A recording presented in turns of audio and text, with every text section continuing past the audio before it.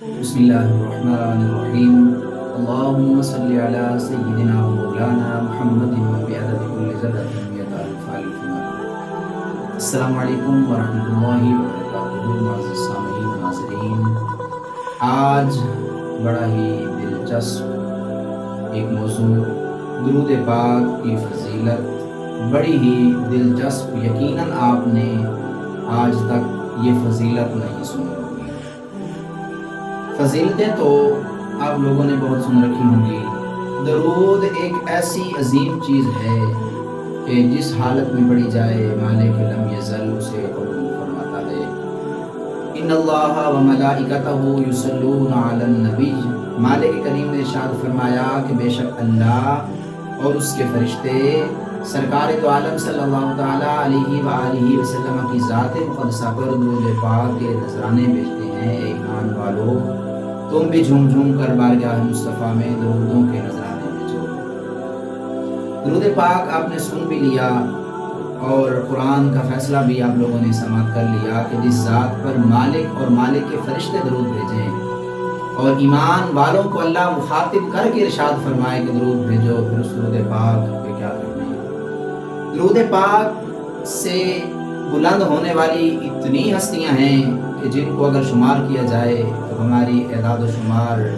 اس قابل نہیں ہیں کہ ان اللہ کے پیاروں کو شمار کیا جائے۔ درود پاک کی ایک بڑی ہی دلچسپ فضیلت حدیث مبارکہ کی روشنی میں، جس کو امام غزالی علیہ الرحمہ نے ذکر فرمایا،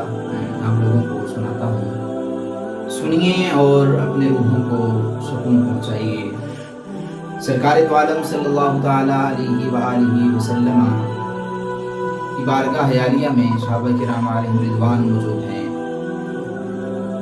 سرکار تو عالم صلی اللہ تعالیٰ علیہ وآلہ وسلم نے ارشاد فرمایا کہ جو بندہ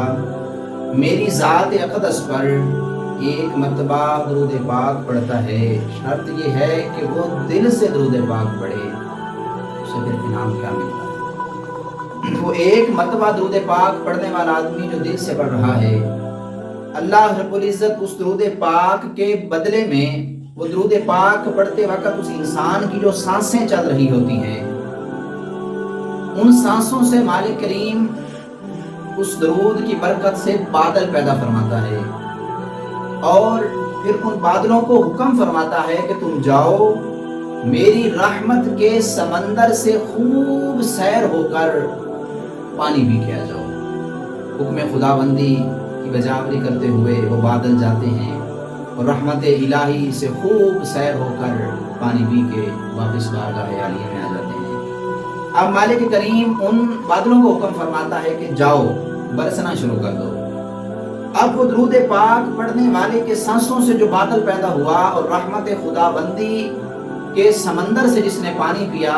وہ بادل جب مالک کریم حکم دیتا ہے زمین پہ برستا ہے تو مالک کریم اس بادل سے نکلنے والے پانی کے بدلے میں زمین سے سونا پیدا فرما دیتا ہے، اور اگر وہی بادل پہاڑوں پہ برستا ہے تو مالک کریم اس کے بدلے میں چاندی پیدا فرما دیتا ہے، اور اگر وہی پانی،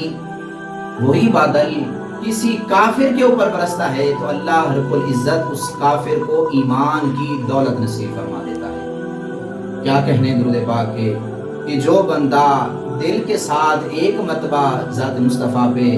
درود پاک پڑھتا ہے تو اس کو کتنے انعام ملتے ہیں، اس کی سانسیں کتنی مقدس ہو جاتی ہیں کہ سانس کے بدلے میں بادل، پھر بادل کو مالک اپنی رحمت سے پانی پلاتا ہے اور پھر اسی بادل کے برسنے کی وجہ سے زمینوں سے سونا نکلتا ہے،